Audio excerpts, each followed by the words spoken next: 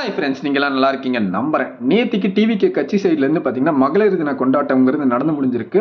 விஜய் அவங்களோட ஸ்பீச்சில் வந்து பார்த்தீங்கன்னா உமன் சென்ட்ரிக்காக வந்து பார்த்தீங்கன்னா எலெக்ஷனில் ஜெயிச்சு அவங்களோட ஆட்சி அமைஞ்சிருச்சுன்னா என்னெல்லாம் பண்ண போகிறோம் அப்படிங்கிற எலெக்ஷன் வாக்குறுதிகளை சொல்லியிருக்காங்க. குறிப்பாக நேத்திக்கு மகளிர் தினம்ங்கிறதுனால வந்து பார்த்தீங்கன்னா பிரத்யேகமாக உமன்ஸ்க்கு என்னென்ன நல்லது நடக்க போகுது இவங்களோட ஆட்சி அமைஞ்சா அப்படிங்கிறது தான் வந்து பார்த்தீங்கன்னா நேத்திக்கு அனௌன்ஸ் பண்ணியிருக்காங்க. குறிப்பாக ஸ்டார்டிங் ஆஃப் த ஸ்பீச்லேயே வந்து பார்த்தீங்கன்னா ஒரு யானை கதையை சொல்கிறாப்புல. அந்த யானை கதையில் வந்து பார்த்தீங்கன்னா ஃபர்ஸ்ட் டைம் அந்த யானையை வந்து பார்த்தீங்கன்னா 2 நபர்கள் ஏமாத்திடுறாங்க சாப்பிட கொடுத்து. அதுவும் ஏமாந்துருது. 2வது வாட்டி அந்த நபர்கள் ஏமாத்தையில வந்து பார்த்தீங்கன்னா யானை தூக்கி வீசிடுது.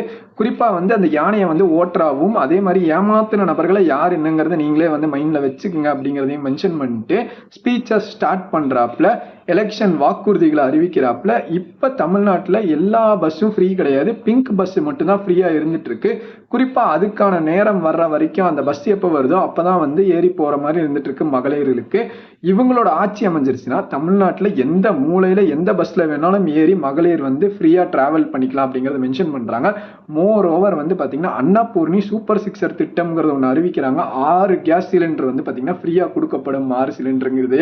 2வதாக வந்து பார்த்தீங்கன்னா இவங்களோட வாக்குறுதியில் வந்து பார்த்தீங்கன்னா ஆல்ரெடி ரூலிங் பார்ட்டியாக இருக்கக்கூடிய டிஎம்கே வந்து பார்த்தீங்கன்னா மாதம் மாதம் மகளிர் உதவித்தொகைங்கிறது வந்து பார்த்தீங்கன்னா ஒரு set of rules and regulations இருக்கும். அதெல்லாம் அப்ரூவ் ஆனச்சுன்னா 1000 ரூபா மாதம் மாதம் அக்கௌண்ட்டில் கிரெடிட் பண்ணுவாங்க. ஆனால் இவங்க ஆட்சிக்கு வந்தாங்கன்னா 60 வயசு வரைக்கும் இருக்கிறவங்க எல்லாருக்குமே மகளிர்களுக்கு வந்து பார்த்தீங்கன்னா மாதந்தோறும் 2500 ரூபா கொடுக்கப்படும். அது மட்டும் இல்லாமல் வந்து பார்த்தீங்கன்னா அவங்க ஸ்டேட் கவர்மெண்ட் ஜாப்லேயே இருக்கக்கூடாது, சென்ட்ரல் கவர்மெண்ட் ஜாப்லேயே இருக்கக்கூடாதுங்கிறது மென்ஷன் பண்ணியிருக்காங்க.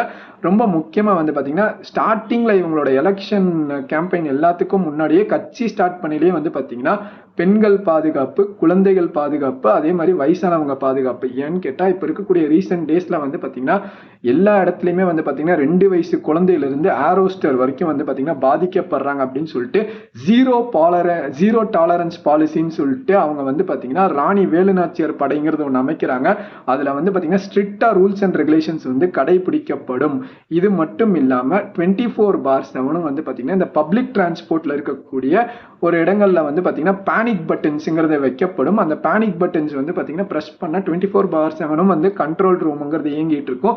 எங்கே எந்த பேருக்கு வந்து பார்த்தீங்கன்னா அநீதிகள் அளிக்கப்பட்டாலும் பிரச்சனைகள் இருந்தாலுமே வந்து அதை சார்ட் அவுட் பண்ணி கொடுக்கப்படும் அப்படிங்கிறத வந்து மென்ஷன் பண்ணுறாங்க. ரொம்ப முக்கியமாக வந்து பார்த்தீங்கன்னா கல்யாணம் பண்ணுறவங்களுக்கு வந்து பார்த்தீங்கன்னா அண்ணன் சீருன்னு சொல்லிட்டு 8 கிராம் கோல்டு கொடுக்குறாங்க. அதே மாதிரி தாய்மாமன் சீருன்னு சொல்லிட்டு வந்து பார்த்தீங்கன்னா மோதிரம், அதுக்கப்புறம் வந்து பார்த்தீங்கன்னா டயப்பர், அதுக்கப்புறம் வந்து பார்த்தீங்கன்னா பேபி கிட் அது எல்லாமே கொடுக்குறாங்க.